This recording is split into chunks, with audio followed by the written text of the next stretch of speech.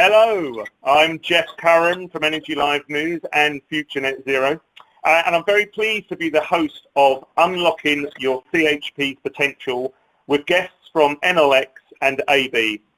Those guests are Wayne Davies, Cem Basar and Marco Artina from Enel X and Gary Collins from AB. Hello everyone. Yeah, this is where you say hello. There is an interactive bit. Nice to know that we have some presenters for you. A little bit of housekeeping, everybody. Please feel free to ask questions as we go along. You'll see that there is an opportunity to do so, and we will pick those up at the Q&A part of the session, unless it's relevant to the slide, and I'll try and fit in accordingly. And please do take the time to rate this webinar at the end. It really helps us to get the right content for you. So tell us if we're doing it right or wrong, etc. That'd be really handy. I'm now going to pass over to Gary Collins from AB, and then he'll pass over to Wayne. I'm looking forward to this. Chat, over to you. Thank you, Jeff. So good morning, everybody. Gary Collins from AB. I'm going to spend a few minutes just giving you my perspective from AB's chair on CHP optimization. And the first thing that strikes me very much is that a lot of companies have spent a lot of money and often the plants aren't actually running to full capacity. In fact, most UK plants don't operate at a maximum capacity, and therefore they're not generating the full return. And the basic line of this is, if the engine is not running, you are not earning. Now, for us in the UK, AB takes CHP optimization seriously from start point, day one. We only use the Jambacher engine, both in the UK and overseas. And for us, the fundamental of optimization starts at the design stage.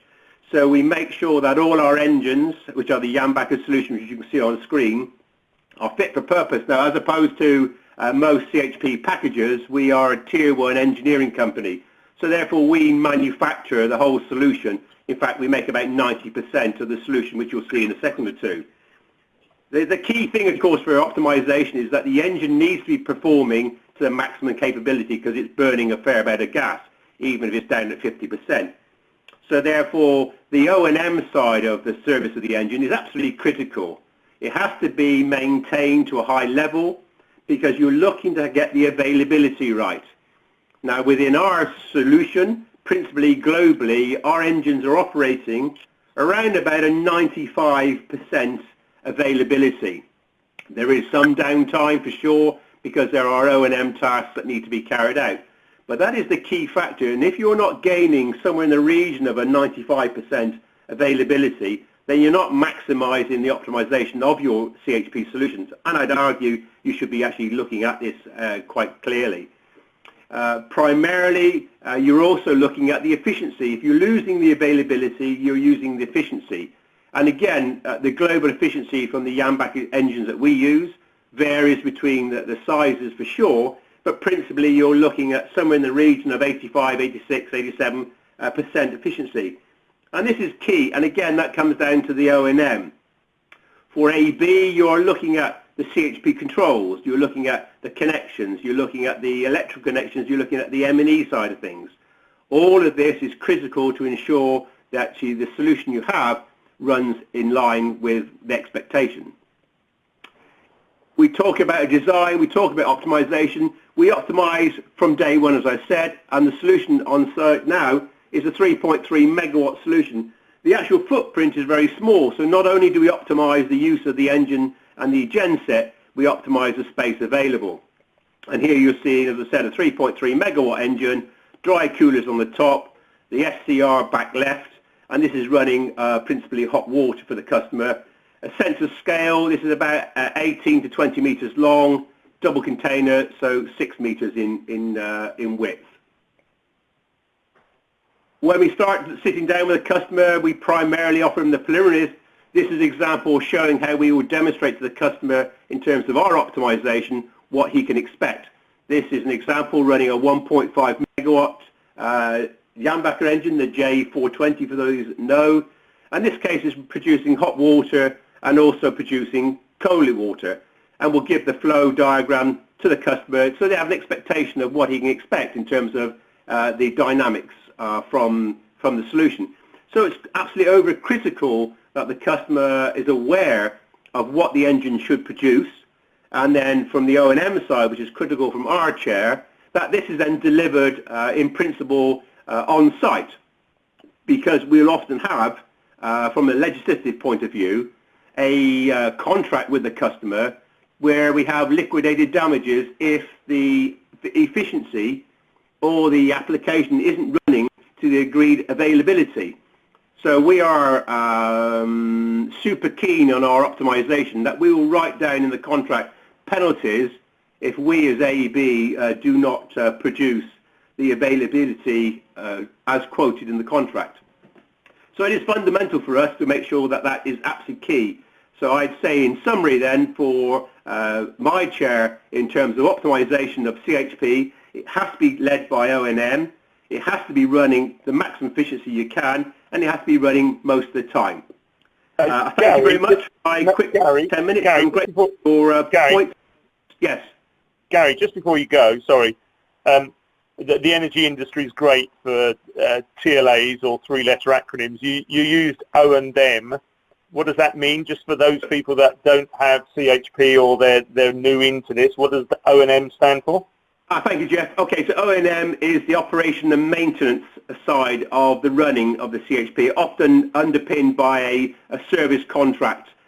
My point on this is people spend an awful lot of money on the capital purchase of the asset and then try to cut corners on paying for a service-led contract, because principally that is an expensive ongoing cost, but is a necessity cost, because like a sports car, you spend good money, you expect high performance. The same has to apply for our Yambaker-based CHP solutions. You're paying a lot of money for the solution. Why would you want to try and skimp and save on the operation and maintenance side? Because fundamentally that's what it comes down to, where you'll get your full CHP optimization from. Hope that answers the question. Yeah, that's marvellous. Thanks for that. So thank you once again, and I'll now hand over to Wayne. Thanks for that, Gary. And Jeff, just to let you know, I might have a couple of acronyms in mind as well. So I will. I will be tapping in. No problem at all. Thanks very much. Well, like I said, thanks for that, Gary. All very interesting there, and I'm sure we'll dig into that a little bit more during either my presentation or definitely during the Q&A session that we have planned. But as we said already, a little about me. I'm Wayne Davies. I've worked for the Enel Group now by acquisition for well over 17 years. And what I'm going to do today is lead us through this short slide deck, really looking at the potentials there are for your CHP plant. And this will really start to look at not just where to minimise the waste through potential optimisation, such as ensuring that your turbines or engines, when it should be run, the run times of these, but also taking into effect, other things that can affect things, such as price, both the fuel for the CHP, but the other on-site needs as well, such as your import electricity costs and the value you're currently getting potentially from any exporting that you're doing or may not be getting at the moment. So I'm just going to move on to the next slide here, so you should all be able to see that. So the first thing I'm going to do here really is touch on what really happened in the world and since your CHP was first sort of commissioned really. And let's be honest, the majority of what I'm talking about on this slide here, like just looking at some of those topics, this isn't things that have happened in the last 10 or 15 years, but we're really looking at things that have happened in the past 3 or 4 years. We've all seen different trends and taken effect from all walks of life, and especially the energy industry, moving towards a more digital world that we're in. But then the important parts of decarbonisation and globalisation, and a move away really from more traditional fuels, which a lot of you are using, of course, in your CHPs, to a more electrified world. And this is being seen greatly really in the move we're seeing into EV vehicles and electrical charging there. But these trends are only really possible to achieve with more regulatory change, and what I'm going to try and do is sort of cover some of that off now really. So Let's start with really the Paris Agreement. Really, there, the majority of our leaders finally took a stand and are really starting to consider the environmental effect.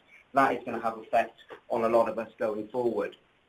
But there are other things as well. MTPD is there. I, of course, will, before Jeff jumps in about that there, explain that's the Medium Combustion Plant Directive. So initially came from Europe, so this is going to have an effect. Most of you will know what that acronym is already. This has an effect on most companies who have CHPs. Although a lot of them, the NOx emissions, which is what this is trying to take care of, should still normally stay in with the new limits.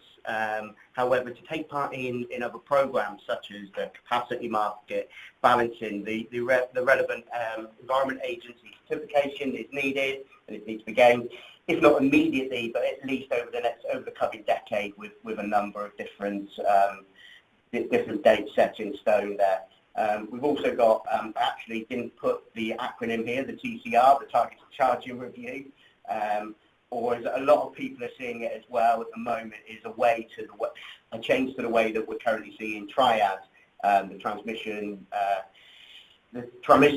charges we get from electricity, the way they're actually billed at the moment. And I know a lot of the people listening use their CHPs currently to reduce the level of the import during expected triad periods, making huge savings on their import costs. In some instances, I've seen as much as 15% of somebody's total annual electricity import bill saved by running their CHPs at these peak times and making sure that they're not importing or importing at a very low level. So, these changes, though initially were supposed to happen next year, these have now been put back another year. But something that has already come in that would have affected all of the people out there who are exporting using the benefits for embedded generation at the moment back to the grid, that saving has almost disappeared already. And on regulatory changes, really, I'm going to move on to a fairly new one that a lot of you might not know too much about at the moment, which is the new clean energy package. So we're already seeing changes here.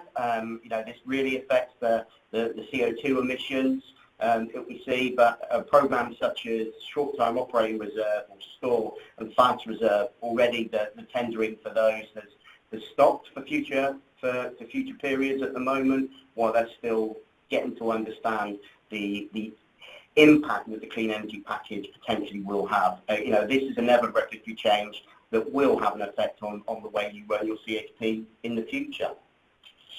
Then I'm going to move on to the socio-economical events that are happening. The way everyone is looking at corporate social responsibility, the additional reporting that is available, we have to do now, such as the director reports, strategic reports, all of that needs to be covered. Moving on to new technologies and the introduction of new technologies. You may now be running your CHP with other on-site generation, which you weren't doing maybe 5, 10, 15 years ago. You may have PV there now, or types of storage as well, such as thermal or battery storage to work alongside your CHP. So that's just a little bit on socioeconomic. I'm then, of course, going to mention the B word, Brexit. Suppose it's been out of the news quite a bit recently due to other things, but Brexit will have an effect on energy here in the UK, and we are already seeing this, and a lot of people with CHPs will already see this with the potential effect it's going to have on EU ETS going forward, with it currently looking like that we're going to come out with EU ETS and potentially have our own scheme going forward. And again, that's going to affect a lot of people on today's webinar. And all of these items, have had an effect, but the last one I put there, none of these have had an effect on us all, probably more on a personal level than on a work level than COVID. But this also is, of course, having a very, very large effect in businesses and energy, both on demand, with a lot of companies closed for a short period, with some still closed. This has seen drops in consumption levels. The effect this has had both in the short term and the long term, we're yet to really see there. And of course, on the back of that and the drops in the consumption, the government did actually look at, or have looked at, putting codes in place to actually turn off some embedded generation because of the excess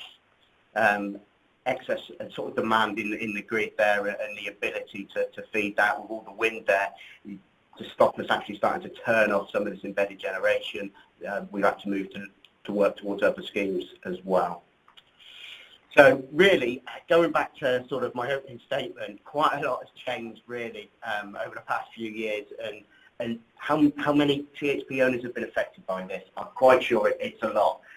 So what we've actually done here at Enel X, in line with Jeff and the team at Energy Live News, is we carried out a quick survey as well. For a lot of people on this call have actually responded to that survey, and what I'm going to do now, just share a few of those results with you. So I'm just going to move on to the next screen. So you should now be able to see that next screen, and I think the key thing here that you're actually seeing here is 79% of the people who responded to our survey stated that their CHP was commissioned more than 3 years ago. So prior to a lot of what we've just spoken about, really, all those energy trends, the regulatory changes and socio-economical items that we've just gone through, a lot of that has happened since they first commissioned their CHP.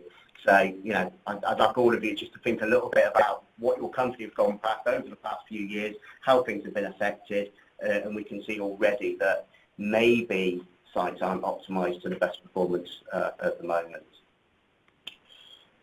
That then leads on to the next slide here. So, and again, really, the number I've just shown you here is really backed up again for this one here, which is 32% of people have said their CHP usage and their needs are actually based on past needs, not what they're doing now, not what they plan to do in the future, but what they've done in the past.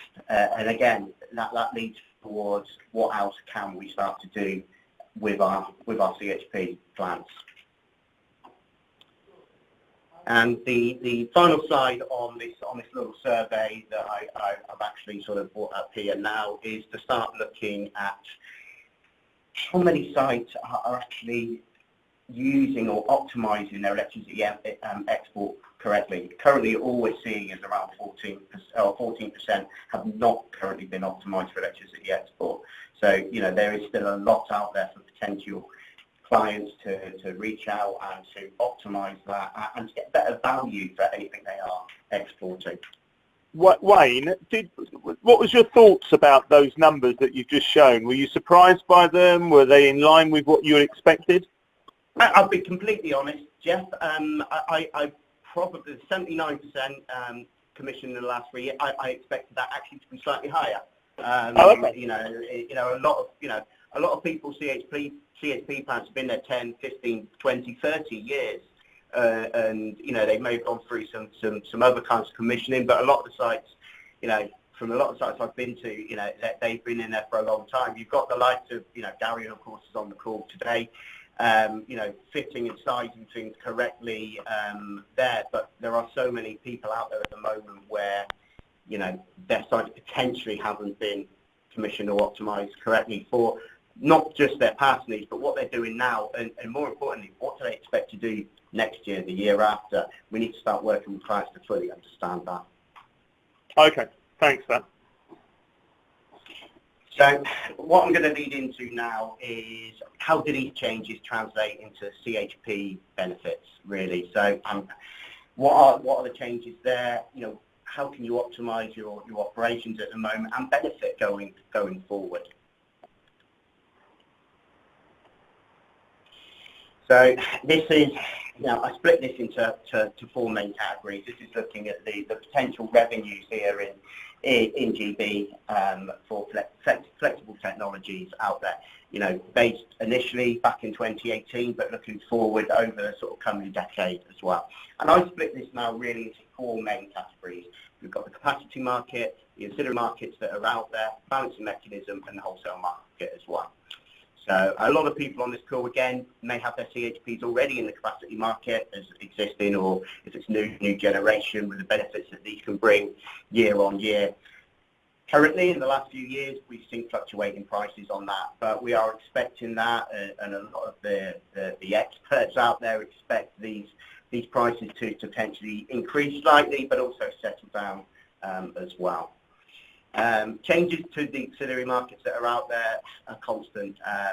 We've already seen major changes in the frequency response programs where really not aimed at CHPs as such, but we are seeing very large changes in that market as well, moving towards more of a battery marketplace really there.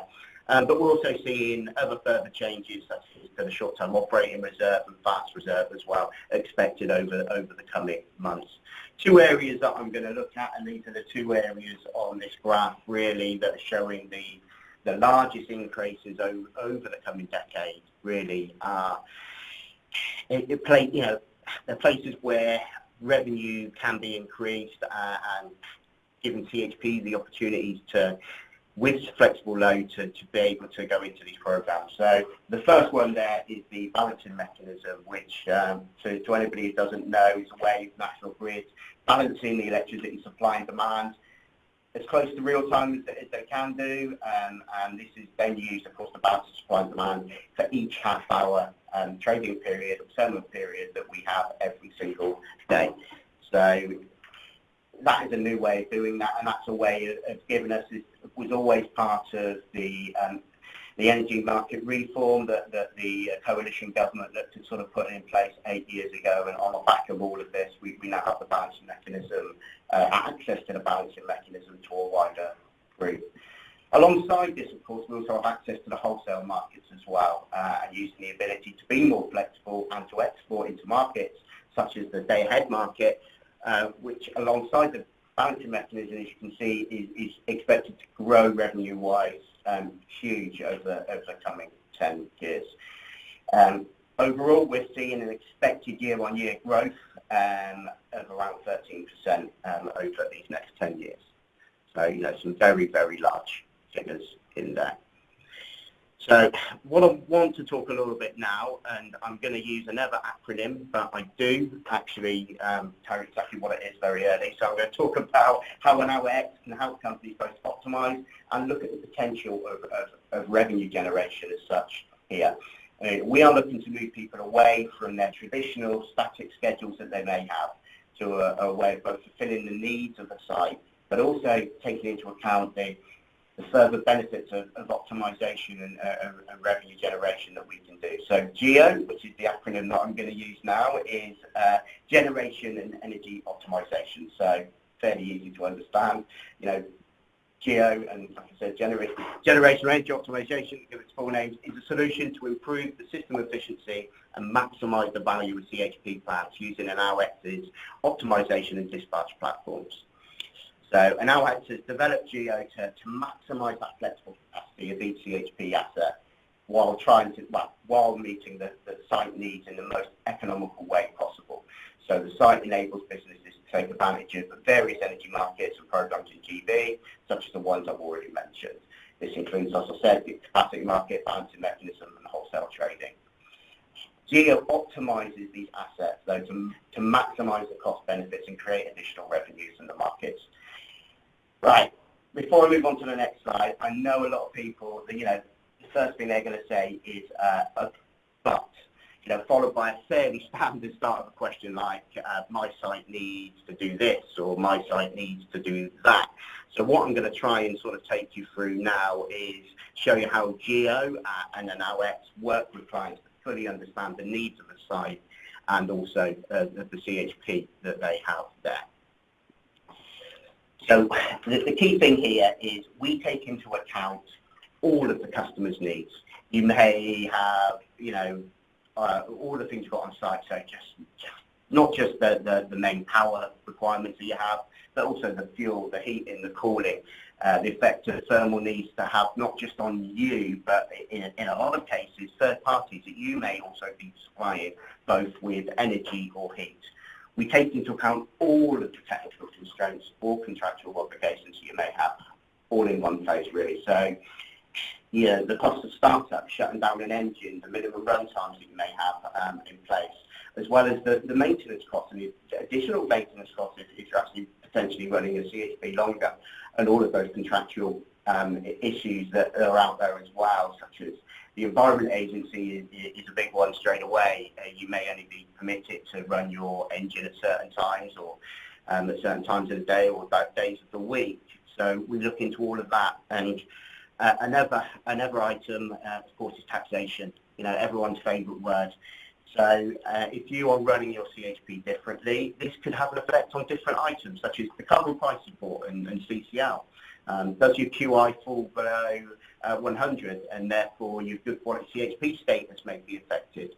You know, all of these are concerns, not just for you clients, but of course for Enel X too. And we take all of this into account when we look to enter a strategic relationship with all of our customers there.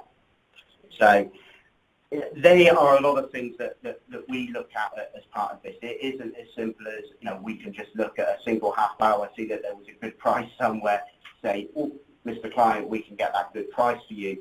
It shows that, you know, we really need to work with a client to fully understand all of the constraints that they have on site, and what our system and the geo solution will actually do is then find the best way of running your CHP, both on fuel consumption, but also exporting back to the grid if necessary as well.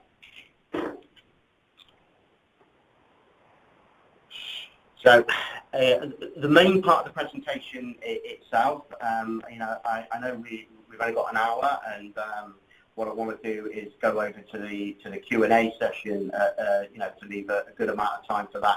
But what I'm also going to do quickly now is just tell you a little bit more about Enel X prior to that Q&A session we have planned. So Enel X is Enel's global business line, and it's dedicated to the development of innovation and digital solutions that we actually have out there in sectors where energy is showing the greatest potential for transformations, you know, and that touches cities, homes, industry, and of course electric mobility as well.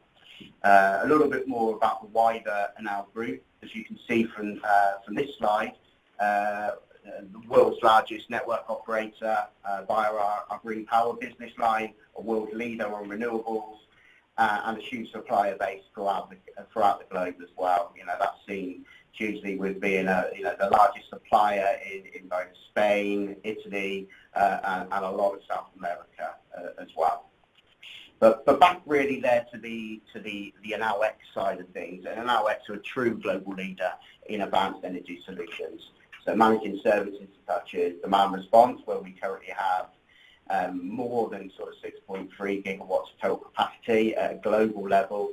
We have 110 megawatts of storage capacity installed worldwide, including 25 megawatts here in GB, as well as being a leading player in the EV charging sector with around 100,000 public and private EV charging points around the globe.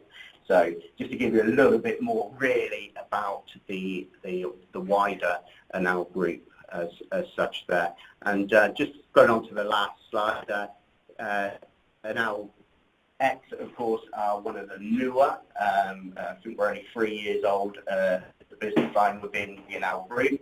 But as you can see, we are really growing at the moment with revenue over 1.2 billion euros. We're currently active in 26 countries throughout the world and have almost 3,000 people currently working for us as well.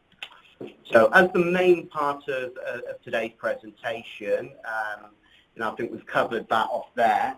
And what I'd like to now do is pass back really to Jeff and the team at Energy Live News for the Q&A session.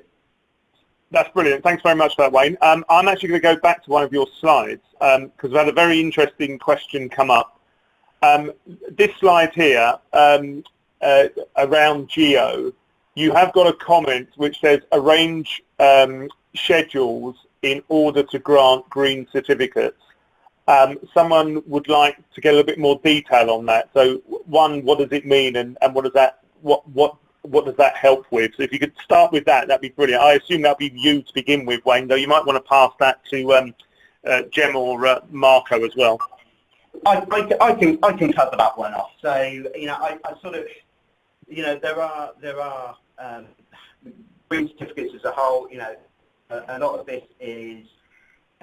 Refers more to, in certain places, the Environment Agency permitting that you need to do with things like MTPD and the Clean Energy Package coming online. There is permitting and certification that you need to get to show that your engine is potentially greener than, you know, a lot of these are to stop diesel to get onto the market, but there are still some bad performing gas engines out there and CHPs out there. So what we would do is work with a client to ensure that we are getting that information through as well. Of course, via other parts of our operation, you know, we do work with clients as well. So there are green redos these days, getting green gas. So other parts of our operation, we can work with clients to try and get those certifications as well, to actually improve their overall supply as well. Okay, I mean, yeah, no, okay. I think that does, and I'm sure if it doesn't, they'll come back. But this leads to a wider question, actually, and this is probably to the whole of the panel, so someone may want to jump in. Obviously, net zero is very much a term around at the moment, everyone looking towards net zero. And when you're looking at net zero, it's very much around carbon. So are CHPs still viable from a carbon point of view is the question that we have, especially with the grid getting cleaner. So I'd be interested to get your views on that. I mean, and I know we're not addressing, obviously, the thing around geo, but of course, it is critical. Are we going to have to look at replacing CHPs in the future because they need to be more net zero, or do we think that they can become part of the solution for net zero? And I'll start off with this one, but then if anybody else wants to jump in, feel free. But it's, of course, you know, when we talk CHPs, a lot of the time we are talking natural gas CHPs, but not always. You know, there are biogas, there are more cleaner versions there as well. Moving back to the, you know, at the end of the day, you are still using fossil fuels, you know, as such, you know, on a natural gas one. But we also mentioned the balancing mechanism, and what that is actually looking at doing is helping us out in that area as well. And with science potentially being able to access the balancing mechanism and do that, it's helping the grid to start to sort of neutralise it and to even out that balancing issue that they do have, and to stop them going out there and buying huge gas plants out there that are peaking plants that are just running for X amount of time. So, you know, from an environmental point of view, you know, there is still a need. The other way, of course, it is a lot of people are now not just running a CHP to do everything. I mentioned earlier the battery and thermal storage that's out there as well, but also interacting this with it may be some wind, but also what we're seeing a lot at the moment is PV as well, and running those all together. Over time, you know, by 2050, of course, we may see a huge change, but I still see that there is a need for gas CHPs over the coming decade. So do you think that geo is going to help then also to make you know, existing CHPs more friendly then from a net zero perspective? Yes, because, you know, we will take a lot of that into account. You know, a lot of the people we're working with at the moment already have good quality CHP, so we work with them to make sure that if they've got a good quality CHP, we can work with that and make sure that they're getting the benefits of having good quality at the moment. Okay, marvellous. Actually, we've had a comment here. Green gas certificates are currently not recognised by the GHG, which is the Greenhouse Gases Protocol. What's the panel's view on reduction in carbon footprint when this is not widely recognised? It's not widely recognised at the moment. I do think they will become more widely recognised. I'll be completely honest, green gas certificates aren't my area of expertise, so I won't go into too much on that, but I'm more than willing to speak to some of our internal experts and share that with the individual. Gary, from a more general point of view, you probably coming across this on a regular basis, aren't you? Yeah. Well, on the green gas certificates or the carbon question, Jeff? Well, probably both actually, Gary. Yeah. Okay. I think on the carbon side, whether you are distinguishing between net zero or carbon neutrality, one thing that we cannot get away from is that the engine will burn a form of gas, whether it's natural gas, whether it's a gas green certificate gas, whether you're looking at hydrogen, biogas or special gases, it burns some form of gas. I think I'd certainly have to argue that with CHP being local, you still can't get away from the fact we're burning gas, correct? But it is the actual efficiency of the engine greater than that from the grid. That's correct, yes it is.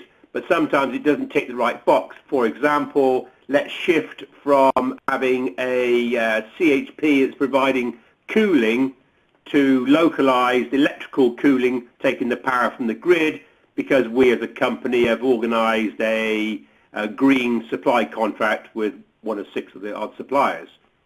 Cannot get away from that argument. But I think still when you look at the bigger picture, the gas generation in the United Kingdom is going to be around for 20, 30 years or more. So it plays a part in terms of smart networks, but my take on it will be, because you're still talking localized, you're still talking part of the bigger picture, and it will add towards carbon net zero in time, but it will not take it away from its entirety. Okay, and actually we've had a comment in which says green gas tariffs are beginning to come online to help this. And also you have to consider cost, but interestingly, CHP is still better than grid for CH2. So you're right. I think your comment there about the efficiency side definitely resonates as such. I think with more and more biomethane plants coming on stream, we look back 20, 30 years ago when the green energy contract, namely electrical contracts came out. They were not competitive, they're expensive. But they became in vogue, and in time with supply and demand, the demand was great, the supply caught up, and those prices tumbled. We've seen that in the domestic sector, we've seen it in the I&C industrial and commercial sector.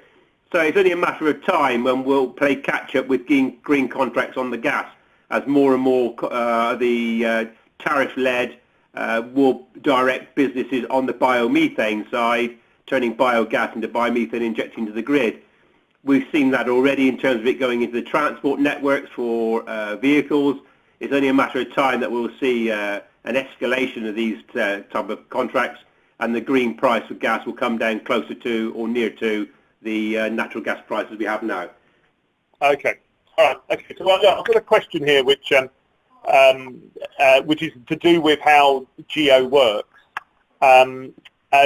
Just before we go into that question, so it's basically how is geo modelling? Is it using the Excel model? I just wanted also to give me, whether it's Wayne or Marco or Jem, give me an idea of who's going to use this? What sort of clients? You know, is it anybody with CHP, or is there a particular sort of profile that works? If we can talk about that, and then if we can go into a little bit of how geo works in terms of its modelling, etc., that'd be really useful. So if I can pass that to one of you.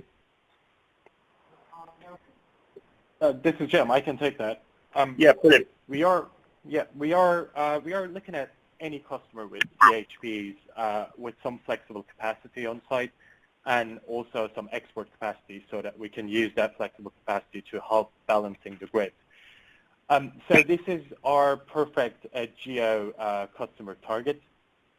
We are using a lot of analysis to see how much flexible capacity they can use, and geo really kicks in trying to maximize that capacity, in turn maximizing the value we can create on site. And also with increasing, increasing on-site PVs or battery, storage units, people will require more and more local flexibility as well on their sites. So I think that one of the really interesting survey results was about if the CHPs were optimized for past needs or current needs. So anyone with a CHP which is optimized for past needs will require new type of optimization with increasing PV battery storage or new consumption profiles. So we are, and we will be servicing all of those type of customers. I hope that answers the question. Yeah, that's good. Okay, so basically anyone with CHP that wants to make, who can run it flexibly and can also export, is really an opportunity to maximise revenue from it, as well as bringing down their costs. That's true. Yeah. And in terms of then from a modelling perspective, is it just utilising something like Excel, or is it, I mean, you might not want to give away the crown jewels here, but just give people a flavour of the sort of inputs and how you're doing it. I suppose, Marco, this might be one for you. Yes, I can answer to this question. So the model is not an Excel model. We are actually using cloud computing with advanced optimization engines to solve the problem. And we're actually combining these optimization techniques with data science solutions for supporting some modeling of that. So it's not just taking an Excel file and putting some formulas in there, but we're really dealing with an order of 600 equation to solve at the same time in order to keep everything balanced. So I hope this answers, and just to give some more insight, we also have an UI that is web-based in order to manage the solution. So everything is, from a cybersecurity point of view, a high standard of cybersecurity, and at the high end of the new technology stack in terms of product development for software. I'm glad you answered that, because that was one of the questions I had in my head, which is actually, if it's cloud-based, how are we looking from a cybersecurity point of view? But you've answered that. But it sounds like there's quite a lot of sophisticated analysis going on. Does that mean that, you know, an end user that's running a CHP, they're going to have to put some extra effort and time into this, or is that actually handled by Geo? Well, everything is, so there will be some coordination. I leave that to Jem if he wants to answer more in detail on the operation side. There is, in theory, no need for additional daily effort for managing Geo from the customer side. Okay, cool. Okay, no, yeah, sorry, Jem. Yeah, just to add on that, I think what we are trying to do is actually to reduce the effort of running those CHPs on site, because of course we would have first some sessions to adjust all the parameters and understand how the site works and set the system up. But then afterwards we are using the system to give daily schedules to our customers, which would then eventually make everything easier for them. And we would also keep these sessions going. We would always be in contact with our customers so that if there's any change to their site, they can just simply let us know, and we would optimize the system for these new needs. Okay. Now let's get to some brass tacks here. So, in terms of, if you're going to implement this, you're going to look from a return on investment argument. What sort of data are people going to need to collect or share to understand if this is a viable business case, taking on something like this? What sort of things are they going to need to think about? I can cover that one, Jeff, there, really. Of course, during initial discussions, it's not a huge amount of data I have that's actually needed, but in the long run, we'll need to dig in a little bit deeper. But the key things is understanding, copies of the site import and export, if they've got any at the moment, and what they're actually doing from an electricity point of view. Of course, the CHP electricity generation, the CHP thermal output, the boiler thermal output, the thermal electricity loads as well are key to a lot of this, as well as getting an insight on the gas and electricity tariffs that they're currently on. It might sound like quite a lot there, but this is all information that to the operation manager within a CHP will have a lot of that straight away, and the import tariff information and the gas tariff information is fairly standard to get hold of as well. Okay, so Wayne, in terms of that sounds like there's a little bit of setup or implementation. What sort of time sets are we looking at? And then when would you expect to see the benefits coming from using a system like Geo? Jem or Mark, I'm happy for one of you to take this, but from my view, I see this as almost immediate. You know, what we would do is look at some historic information first of all, see how it's previously been run. But once we actually implement Geo itself, you know, we would expect to see benefits very, very quickly. Anyone else want to come in on that? Yeah, so if I can comment, from the moment we start talking about using Geo to the moment it becomes operative, this time can be relatively short. We just need to configure the system and do some preliminary analysis. Once we have data available, that's generally pretty fast. So, and since we start applying the solution, then from day one, we will start to see an economical benefit. So probably just to answer the question is, we may need some time to set up the system, but that's not a huge time required for that. Oh, okay. So once that work's done, they're going to see some benefit pretty quickly. Correct. Okay. My apologies, but of course I'd left the wrong slide up. So now there is a slide of all the presenters, so you can put a face to it. So I do apologise about that. Just goes to prove that I could always get better at hosting. I wanted to. Is this pretty new, what we're looking at with Geo, or do you actually have some companies that are using it that you've got as case studies, or is this something that is so new that it's actually a real opportunity for somebody to get ahead? It's newer to the UK. However, this is a commercial product that we are using elsewhere as well.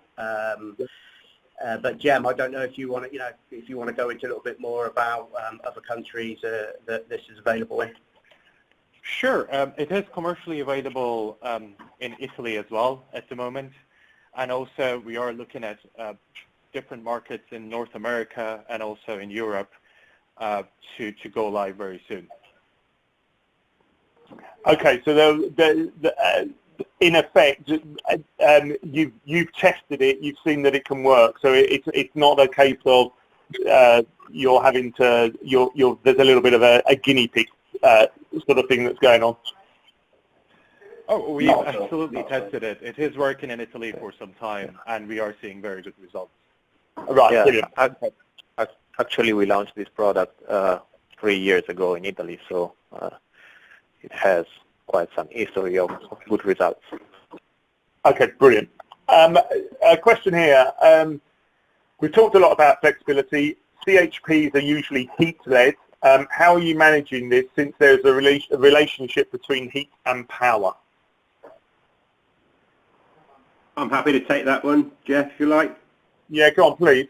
I think the answer to it is that CHP has always been something of a Cinderella technology. There's no, or has not really been, any direct subsidies or support. So therefore, the optimization of the engine, both thermodynamics and electrical, is actually of paramount importance. Certainly, if it's underpinned by the customer having a CHP QA reference to the good quality combined heating power that the unit provides, because if it's being run at its full optimization, it is producing the full amount of heat and electrical, then of course there is a direct impact on the reduction under the climate change levy. Right. So within that modelling, you're going to have to be able to take the information off of the engine to be able to prove categorically to HMRC that you're using the heat and the power, predominantly the heat, efficiently. Okay, all right. Actually, we've had a comment, not a question in, but which is they're saying for as long as gas is being burnt in electricity-only power stations, CHP offers a CO2 benefit. The trouble is that current CO2 reporting protocols don't recognise it, as they use the average CO2 intensity of grid electricity. Okay, I think they were keen for me to get that across. Actually, a very good question, and you may not want to answer this. I do apologise, but we're going to be editorial here. Are there any key aspects that make a CHP unsuitable for Geo? So have you found where Geo can't be used, yeah, we've had the warts and all. No, and yeah, I'll be completely honest here. There are some CHPs that aren't suitable for this, given what they've got in place at the moment. But you know, we work with clients to fully understand. So if a client has got a CHP that's running full out, 100% load all the time, non-stop, got no chance of doing any flexibility at all, I'll be honest, it may not be the great fit for flexibility. But given, going back to earlier points in my slide, where how things have changed, how things sites were commissioned more than 3 years ago, etc., we do see that. What we do, you know, what makes a site flexible, makes good a little bit of flexibility there, a little bit of room, and the ability to export is not. It's key, really, for a lot of the revenue markets. The ability to export needs to be there, which a lot of CHPs currently have in place. But you know, generally, we could, you know, our team would work with the individual client to fully understand that, and that can be done fairly quickly to see if a CHP is suitable for Geo. We've got just over 5 minutes. If anyone's got any burning questions, please get them in. There's a couple that I've still got. In terms of, okay, I'm a chief financial officer. I've just promoted myself. How are you going to convince me that I should be utilising this? Well, the proof is in the pudding really there, Jeff, in your new role as chief financial officer. There's, you know, we're not talking sort of large upfront costs that are going to, you know, we're going to charge a customer to do this. You know, we show the benefits beforehand. We show using historic data how a site could have better been run over a certain period. There's, you know, there are options sort of out there. You know, it's the benefits are quite clear and will be seen sort of very early. That, you know, there's no. You don't worry, Wayne. Wayne, don't worry. You had me at there are not large upfront sums required. Yeah, look, I can come in on that also as a direct result of where businesses are under the strain of COVID. Within AB, we have a financial model which is effectively a pay-as-you-go kind of version with no upfront costs. And having done the math correctly, the average monthly rental cost is less than the actual savings the company makes pro rata per month. So there are these financial models out there when CapEx can be totally removed from the conversation. Okay. Okay, but I'm an energy manager now. I've gone sideways, and I'm now heading up the energy side. Surely this is just going to make my life more difficult, isn't it?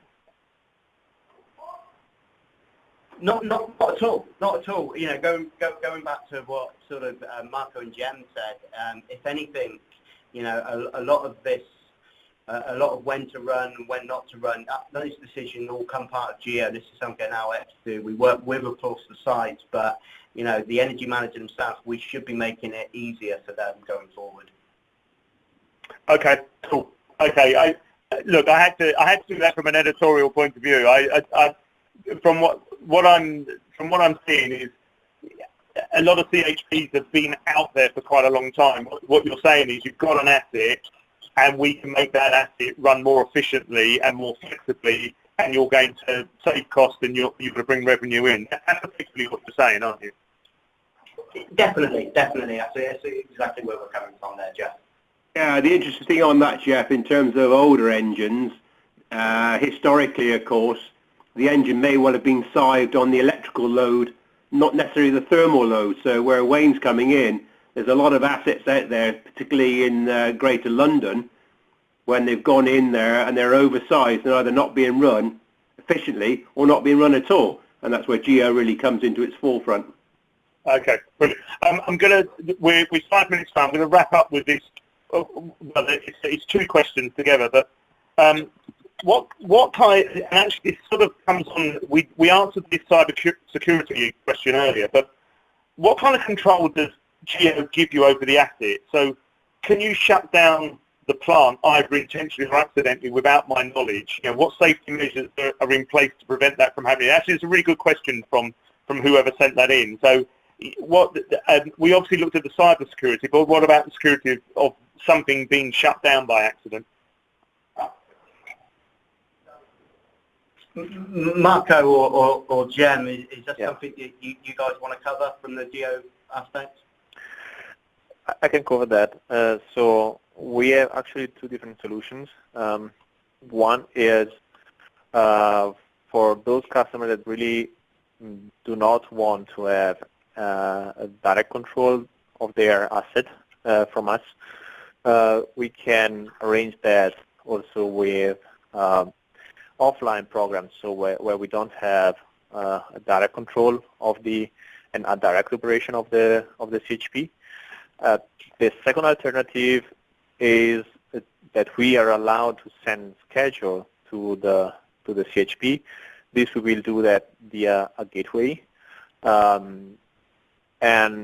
also in that case, we are not directly controlling the CHP. We are communicated to the SCADA system. So if, first of all, there will be no, by accident, hitting a button and shutting down the CHP, because everything has to be approved at least twice from our side before sending out the command. And second, we are sending the schedule ahead of time, so we are not sending instant commands. So there is always the possibility to review the comments that we have sent and correct those.